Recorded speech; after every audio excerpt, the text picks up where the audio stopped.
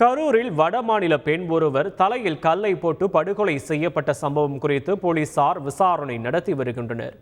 கரூர் மாவட்டம் புகழூர் ரயில் நிலையம் அடுத்த கொங்கு நகரில் பால் பண்ணை நடத்தி வருபவர் முருகையன். இவரது பண்ணையில் பீகாரைச் சேர்ந்த தேவி என்ற பெண் தன் கணவர் மற்றும் தம்பியுடன் சேர்ந்து 2 நாட்களுக்கு முன் பணியில் சேர்ந்திருக்கிறார்.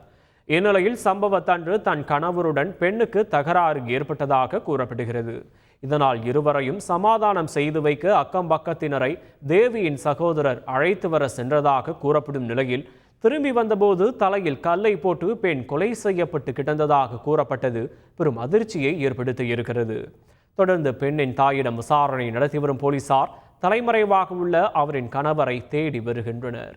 கூட்டுறவு வங்கிகளில் போலி நகைகளை அடமானம் வைத்து மோசடி செய்யும் நபர்களை கண்டறிந்து நடவடிக்கை எடுக்குமாறு விருதுநகர் மாவட்ட காவல் கண்காணிப்பாளரிடம் புகார் அளிக்கப்பட்டுள்ளது.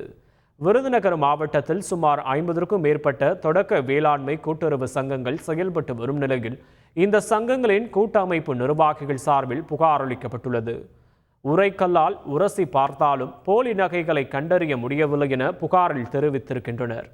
கூட்டுறவு சங்கங்கள் மட்டுமின்றி ஏனைய வங்கிகளிலும் இதுபோன்ற மோசடிகள் அரங்கேறும் நிலையில் இதை தடுக்கும் வகையில் உரிய நடவடிக்கை எடுக்கும்படி விருதுநகர் எஸ்பியிடம் புகார் அளிக்கப்பட்டிருக்கிறது.